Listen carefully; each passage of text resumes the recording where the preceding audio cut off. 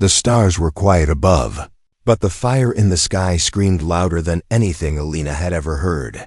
The spaceship broke apart as it entered the planet's atmosphere, burning and shaking like it was made of paper. Dr. Alina Cross held tightly to her seat, her knuckles white, her breath frozen in fear.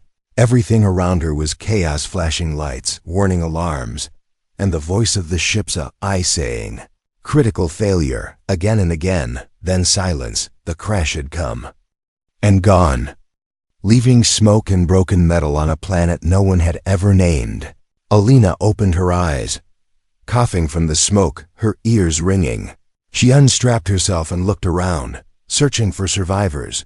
Bodies lay still across the wreckage, some burned, some crushed. She felt tears rise but held them back. This was not the time to cry. She was a biologist, trained for extreme survival. But not like this. This was not Earth.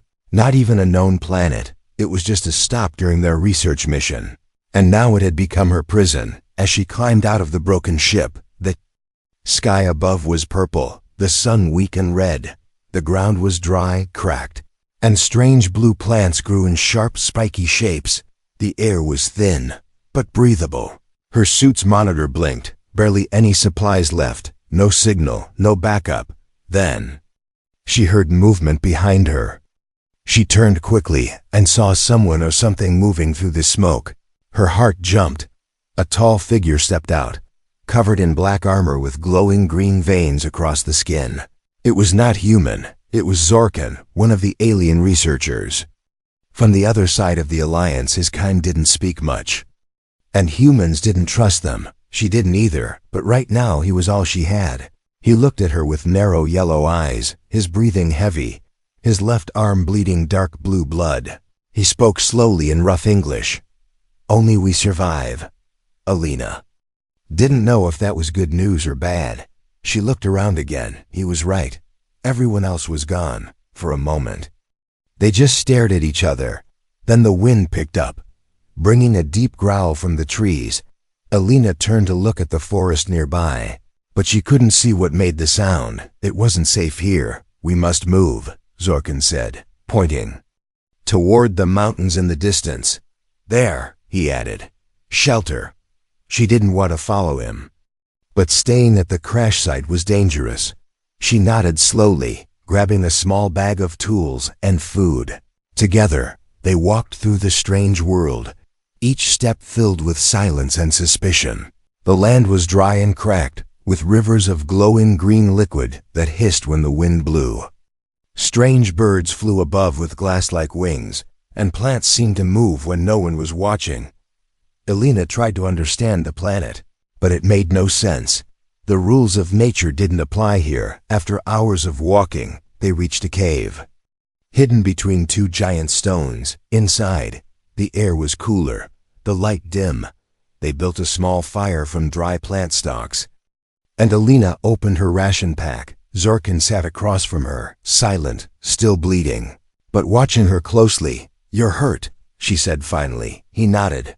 "We'll heal." She didn't trust him, but she also didn't want him to die. They needed each other, at least for now. As night fell, the world outside the cave began to hum.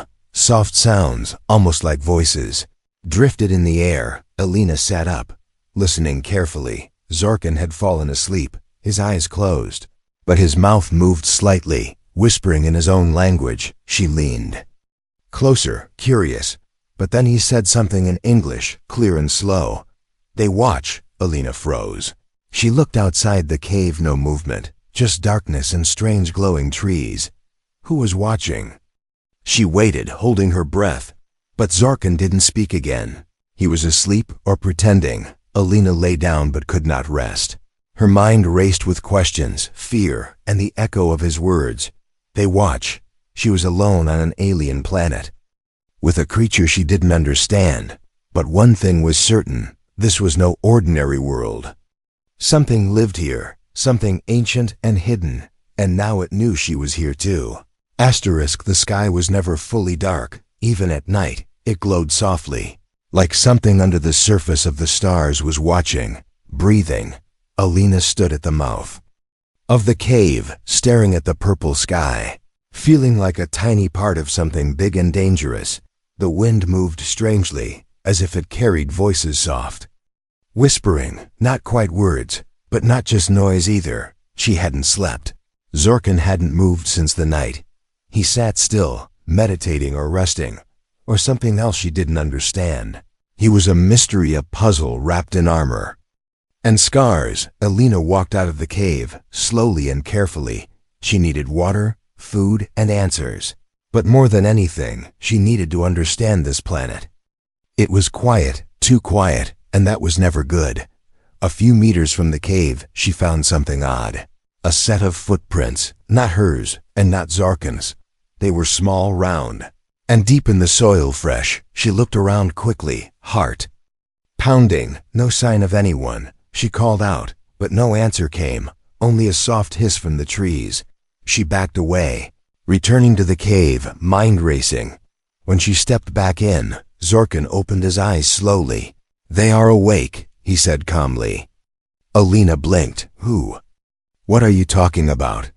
"The ones who came before us," he answered. "They live in the planet now." She wanted to ask more, but he stood up and walked toward the back of the cave. There was a small tunnel behind the rocks, hidden by shadows. He pointed to it. "You must see." Alina followed him through the narrow space, ducking under low stone, stepping over glowing roots. At the end of the tunnel was a hidden chamber, stone walls covered in symbols and lines, carvings of creatures, stars, strange machines, and one symbol repeated again and again. A circle with two halves, one bright, one dark. Zorkin touched the symbol and said, "Life and death, man and seed." Alina felt cold all over. She didn't know what it meant, but the way he said it made her skin crawl. "These marks are not yours?" she asked. "No," Zorkin replied. "They are older than both our species." There were broken machines in the chamber, long metal arms, shattered glass pods, tubes filled with dry dust. She knelt beside one and wiped off the dirt, revealing a screen. Surprisingly, it blinked once, then died. "Something powered this," she whispered. "Not too long ago." Zorkin looked around, his face more serious than before. "This place was not made for war," he said. "It was made for something else." Before they could explore more, a loud cracking sound echoed from above. The ground shook slightly, dust falling from the cave ceiling. They both rushed out and looked toward the sky. A tree nearby was burning, and above it, something flew past, fast, quiet, and nearly invisible. "It's not just us," Alina said. "There's something watching." That night, they took turns keeping watch. Alina sat near the fire, holding a piece of the broken machine she had taken from the chamber. It was smooth, warm to the touch, even though it shouldn't be. It pulsed gently, like a heartbeat. She felt dizzy again, like before. Her skin tingled, and her chest felt heavy. She tried to breathe slowly, but her body was reacting. Something in the air, the water, or maybe the planet itself. Zorkin noticed. "Your body is changing," he said. "The planet does this." "How do you know?" she asked, voice shaking. "Because it changed my people too," he replied. "Long ago." He told her a story, not in full words, but in fragments. His ancestors once visited this world and left changed. Some never returned. Some became more than what they were, stronger, faster, stranger. Some created life that never should have been. Alina touched her wrist where she had felt the pulse earlier. It was glowing faintly now.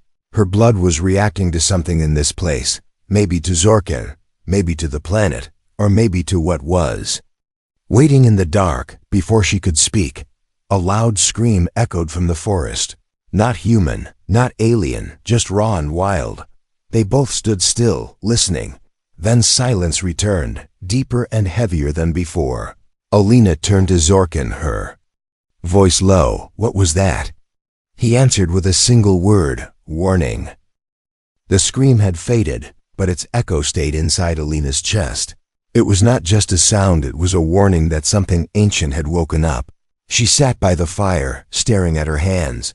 They looked the same, but she could feel it. Something was different. Her heart beat faster than usual. Her senses were sharper. She could hear distant crackles of leaves far outside the cave. She could even feel Zorkin's presence behind her without turning.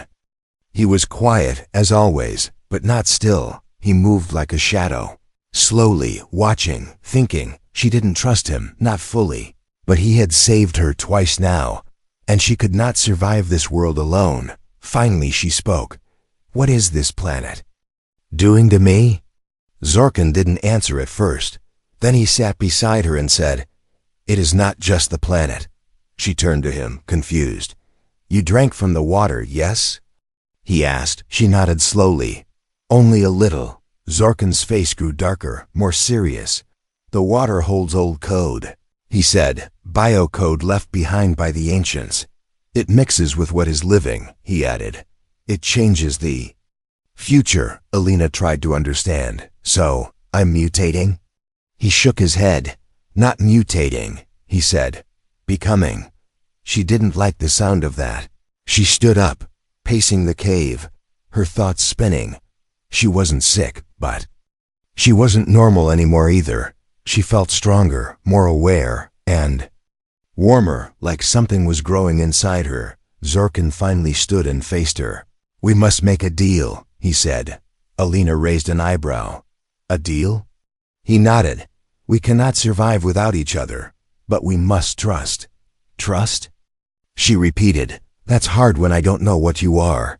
He stepped closer, lifting his armor to show her a mark on his chest. 3 glowing lines that pulsed like hers. "I carry the same code," he said. "We are now bonded by the planet." Alina looked down at her own wrist, where the glow had returned. They were both affected, both changed. The planet had done something to them, linked them in a way she didn't yet understand. Zorkin sat again, drawing a circle in the dust, then splitting it in half. "Together, survival," he said. "Apart, death." He then drew a strange symbol, 2 figures, joined by a spiral. "This," he added, "is what the planet wants." Alina stared at the symbol, unease growing in her chest. Why would a planet want anything? She asked. Zorkin looked at her with eyes full of memory. "Because it is not dead." Suddenly, the fire flickered, turning blue for a moment. A cold wind blew into the cave, but there was no opening behind them. Alina grabbed her knife and turned, but saw nothing. Still, she felt that something had passed through, like a breath on her skin. They were not alone, not even here. In the deepest shadows of the mountain, Zorkin placed a small piece of crystal into the fire, and it flared back to normal. "The Watchers are near," he whispered. Alina sat back down, her voice softer. "What kind of deal are you offering?" Zorkin answered without delay. "Share knowledge, share defense, share time." "And in return?" She asked carefully. "We complete what the planet started," he said. That line made her breath stop. "What does that mean?" she asked, voice shaking slightly. Zorkin didn't answer directly. He simply looked at her glowing wrist and said, "You already know." Alina felt the heat rise in her body again. Not like fever, but something more. She looked away, unsure of what was happening. She was changing, and it scared her. But the part that scared her most was she wasn't resisting it anymore. The next morning, they began to build. They found pieces from the crash site, solar panels, broken bots, damaged scanners. They used parts from the ancient chamber 2 metal that bent like cloth, stones that hummed with energy. They created a small base near the cave, a place to rest and to plan. As they worked, Alina noticed something. Zorkin never asked questions about Earth or humans, but he always listened closely when she spoke, like he was learning from her, storing her words like treasure. At night, she asked him, "Why do you help me?" He looked up at the stars, and after a long pause said, "Because you are the first." "The first what?" she asked. He looked at her belly for just a second, then turned away. "You will know soon." She woke up before the sun rose, but she hadn't really slept. Dreams had chased her all night, blurry visions of light, water, and something moving. Beneath her skin, Alina sat up with a gasp, hand pressed to her chest. The air in the cave felt thick, like it was pressing against her from all sides. Outside, the sky was turning from purple to red. Clouds moved too fast, like they were being pulled by something far above. Zorkin stood near the edge of the camp, not moving, not speaking. He had been awake for hours, or maybe he never slept at all. Alina touched her stomach without thinking. It felt warm, almost pulsing. She shook her head, trying to focus. She was not sick. There was no fever, no pain. But her body, it was not hers anymore. She stepped outside. Feeling the strange soil under her boots, Zorkin turned to her, as if he had heard her thoughts. "It has started," he said calmly. Alina narrowed her eyes. "What has?" Zorkin walked over and handed her a small mirror from the wreckage. "Look," he said. She raised the mirror and froze. Her eyes, once green, were now speckled with glowing gold. Tiny lights shimmered inside them, like stars trapped behind her pupils. She dropped the mirror, heart pounding. "This isn't possible," she whispered. But Zorkin didn't answer. He only looked at her with something between fear and respect. They sat in silence for a while. The wind whispered again, brushing past their camp like it had a mind of its own. Alina finally spoke. "This thing inside me, what is it?" Zorkin looked down, then up at the sky. "It is not just yours," he said. "It is the planet's too." Alina clenched her fists. "I didn't agree to this," Zorkin nodded. "The planet does not ask, it gives." Later that day, while gathering supplies near the old ruins, Alina noticed something strange. A plant she had touched the day before had moved. Not like it grew, it had moved positions entirely. She placed her hand near it again, and the leaves tilted toward her. She backed away slowly, eyes wide. Zorkin appeared behind her. "The world sees you now," he said. "It did not before." Back at camp, Alina used an old scanner from the ship to check her blood. The results made no sense. Her cells were multiplying, but not like normal. They were forming new patterns, structures she had never seen before. Something inside her was building, but not just life, purpose. She stared at the screen for a long time, the lights blinking in quiet rhythm. Then she whispered, "It's growing fast." Zorkin nodded slowly. "It will not wait." That night, Alina dreamed again. She saw herself walking through a glowing forest, trees bending toward her as she passed.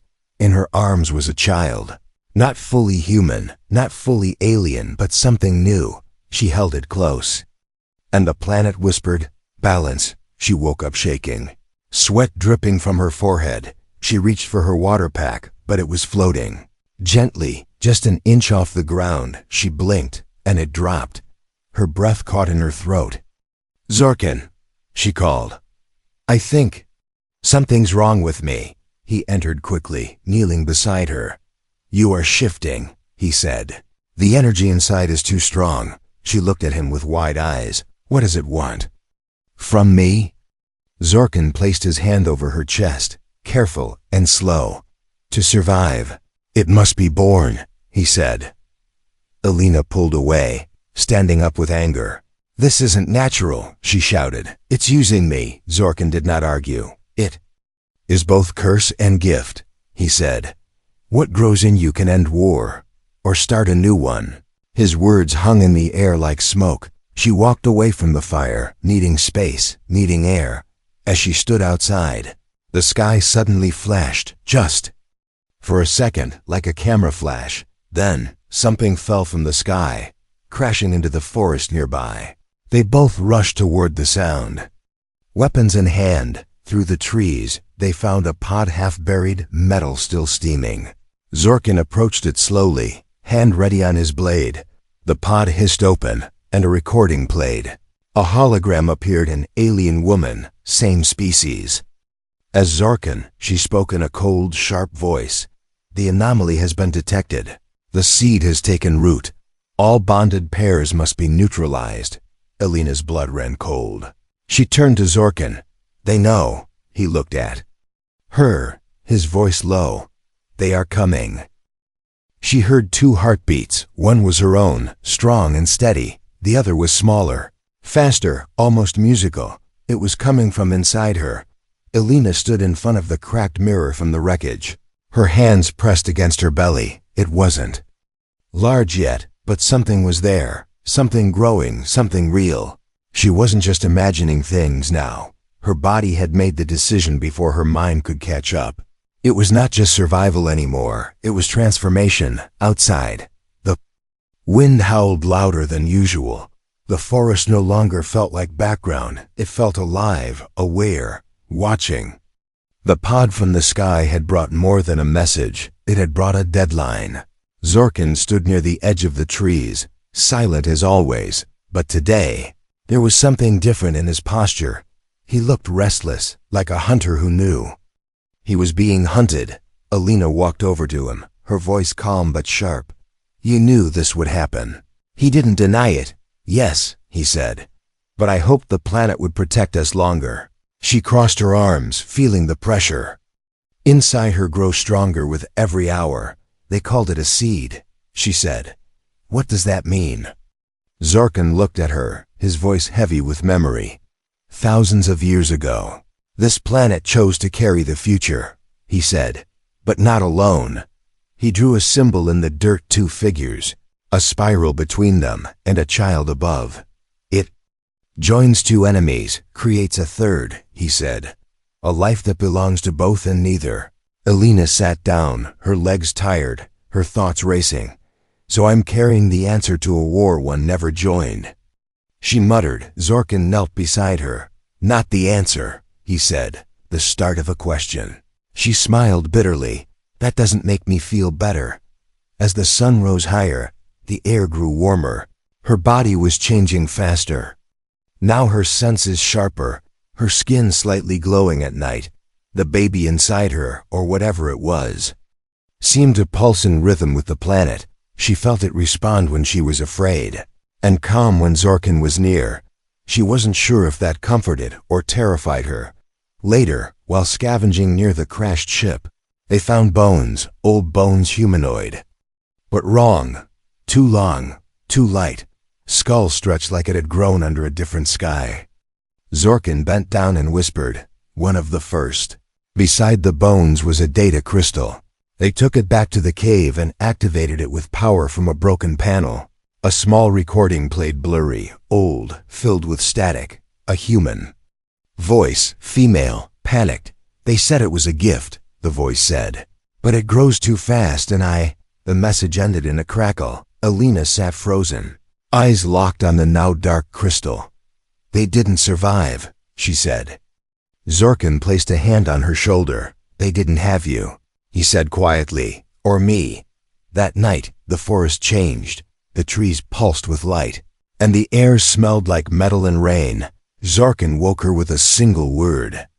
"Run." She didn't ask why. She felt it too, a pressure in the air, like a giant hand was pressing down on the world. They packed what little they had and fled into the cliffs, deeper into the wild zones. There were no maps for this area, no signals, only instinct. Hours passed, maybe more. Time felt strange out here.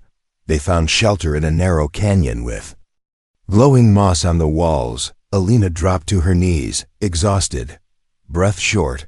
Her hands trembled, and her stomach was hot to the touch. She screamed not from pain, but from fear. Zorkin knelt beside her, placing both hands on her back.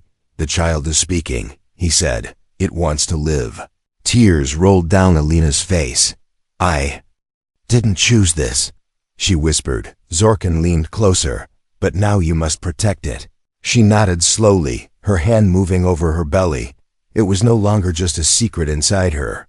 It was a promise, a future, a dangerous miracle. The next morning, they climbed higher into the cliffs and found a hidden cave. Inside was something unexpected, ancient tech, still working, humming with energy. The machines lit up when Alina entered. Zorkin stared in shock. "They recognize your blood." Screens activated on their own, showing maps, star charts, and then images of her, or someone like her, with glowing eyes and a child in her arms. A human and alien together, standing in peace. Zorkin looked at her, voice shaking. "This is not the first time," he said, "but it may be the last." Suddenly, a siren blared from the cave walls on one of the screens. 3 red dots blinked, approaching fast. Alina stood up, her face hard, her voice steady. "They're coming," she said, "and they don't want peace." The cave was no longer silent. Lights blinked along the stone walls, machines hummed, and something deep underground had begun to move. Alina stood in the center, her hands glowing faintly, the air around her pulsing like it had a heartbeat. She didn't know how, but the ancient tech was listening to her, responding to her. Zorkin watched from the edge, his body tense, his blade ready. The red dots on the screen had multiplied. 3 became 6, 6 became 9. Ships were coming. Not for rescue, not for peace, but for one purpose, to end what had started inside her. "They found us," he said quietly. Alina nodded, her face pale but calm. "They don't want the child," she said. "They want to erase it." Outside, the sky cracked open with thunder, not from a storm, but from engines. Strange craft, sharp like knives, sliced through the clouds. They circled like vultures, scanning, locking onto the energy source beneath them. This planet, once silent, was now a target. Zorkin placed a hand on the wall, speaking in a low voice. "This place was built to protect," he said. "It may still remember how." Alina turned to the screen, watching as a line of alien characters appeared. It translated slowly, word by word: heart, womb, beacon, weapon. She felt the child move inside her, stronger now, aware. It wasn't just life, it was power. And now the universe had come to take it, or destroy it. They moved deeper into the cave. Guided by light from the walls, steps led down into a chamber, filled with water, glowing, still, ancient. Floating above it was a structure, a cradle made of metal and light. Alina stepped closer, her breath shallow. Zorkin spoke, his voice shaking. "This is where the first child was meant to be born." Suddenly, alarms screamed again. Something had entered the cave's upper levels. Footsteps echoed above, metal scraping on stone, not human. Not Zorkin's kind either. A new kind of soldier built for cleansing, built for silence. "We don't have time," Alina said. She turned to Zorkin, her voice steady. "Protect the child, no matter what happens to me." But he shook his head, stepping forward. "No," he said. "We protect it together." They ran back up the stone path, toward the main chamber. The walls flashed with red light. "Enemy detected. System defense offline." Alina reached the console. Placing both hands on it, her skin sparked against the surface, and the lights turned blue. Power returned to the walls, to the ceiling, to the weapons that had been asleep for centuries. Turrets dropped down and fired beams of pure light into the corridors, but it wasn't enough. The soldiers broke through, tall, armored, faceless. They moved like shadows, fast and cold. Zorkin met the first wave with blade and fury. Alina stood behind him, reaching out with her glowing hands. Machines responded to her thoughts now. She called them, and they moved. Stone shaped itself into walls, into traps, into spikes that rose from the floor. But more soldiers kept coming. They fired shock rounds, non-lethal, meant to disable. One hit Alina in the chest and threw her against the wall. She cried out. Curling around her stomach, Zorkin roared, louder than the gunfire. He grabbed her and pulled her into a side tunnel. They ran, the world behind them collapsing. Smoke, fire, stone. This planet was fighting back, but it was dying too. They reached the lower chamber again, where the glowing pool waited. Alina stumbled to the edge, breath heavy, vision blurred. The child was ready, not to be born, but to be seen. She stepped into the water, and it rose to meet her, lifting her gently into the cradle. Light surrounded her body, and the machines began to hum. A soft voice echoed through the cave. Connection confirmed. Zorkin stood guard at the chamber door, blade in hand. He looked back once at Alina, his eyes full of fear and pride. She glowed like a star, suspended in liquid light. She was no longer just human, no longer just herself. Outside, the enemy gathered at the chamber entrance. One stepped forward, armor marked with symbols of command. He held up a scanner and said, "The seed must not survive." Zorkin replied with no hesitation, "Then neither will you." The ground shook. The machine screamed. Elena's body arched inside the cradle, light exploding from her chest. A wave of energy burst from the pool, pushing back the intruders like a storm. The lead soldier was knocked down, his armor cracked. He looked up and saw the impossible. The child's still unborn head. It did not cry, it did not scream. The moment the child entered the world, everything went silent. Even the planet itself seemed to hold its breath.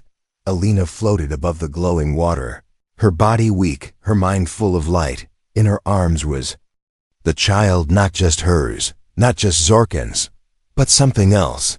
Its skin shimmered with a soft glow, its eyes wide and silver, with no whites, no pupils, only reflection.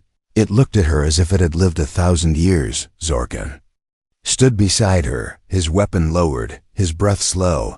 He did not speak, he simply looked at the child. Then at Elena, and bowed his head, not as a warrior, not as a guardian, but as someone witnessing something holy. For a long moment, none of them moved. The enemy soldiers had fallen back, stunned, some injured, some unconscious. The energy that burst from the child had not killed, but it had changed. Those who had come to destroy now sat in silence, weapons on the ground, eyes wide with fear. One of them, a high-ranking officer, stepped forward slowly. He stared at the child, then at Elena, and asked, "What is it?"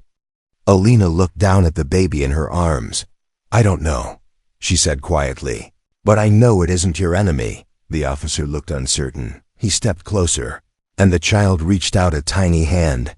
The air around them shifted, warmer, calmer. The officer fell to his knees, tears forming in his eyes. "It's peaceful," he whispered. "It's pure." Zorkin stepped forward, his voice deep and steady. "This is the child of two bloods," he said, "created not by war, but by the will of this world." He looked around at the broken machines, the wounded soldiers, the ruins of violence. "Let this be the last destruction," he said, "not the first of many." Outside, the sky had changed. The clouds no longer moved in chaos, they flowed gently. Glowing from within, the trees stood still, as if watching. The wind carried no screams, no warnings, only calm. Elena stood with the child in her arms and walked forward. She passed through the broken wall of the ancient cave. The remaining soldiers stepped aside, not by command, but by instinct. None of them could explain it, but they felt it in their bones. The war ended with this child's breath. In the days that followed, the ships left the sky, not in fear, but in understanding. This was no longer a battlefield, it was a place of something new, something sacred. Elena and Zorkin stayed. They rebuilt the shelter near the ancient chamber, not as a hiding place, but as a home. The machines of the past now worked alongside them, no longer silent, no longer forgotten. The child grew fast. Days felt like weeks, weeks like seasons. It spoke without words, touched without hands, and learned everything without being taught. It smiled often, and when it did, the planet bloomed. Flowers opened where none had grown, and old trees healed their bark. Other visitors came, human scientists, alien elders, warriors turned pilgrims. They did not come to fight. They came to see the miracle. They brought gifts, questions, hope, and in return, they left with something more: peace, not just in words, but in their hearts. Elena would sometimes sit alone at night, watching the stars. She thought of Earth, of the mission that never finished, of the life she lost. But then she would feel a small hand reach for hers, warm and glowing, and she would smile. Zorkin stayed by her side. He never spoke of returning to his people, because here, he had found more than duty. He had found purpose, and something like love. The child, whom they named Kairos, meaning the right moment, grew in both form and wisdom. It spoke one day, its voice soft but clear. "I dream of skies that never had war." And from that moment on, the world listened. The final transmission sent from the planet carried no warnings, no orders, no demands, just one simple message, broadcast in every language known. A child has been born. Of two worlds, to unite 1,000. And across the galaxy, people stopped. Some cried, some prayed, and some simply looked up at the stars, and for the first time in generations, they did not see enemies, they saw possibility.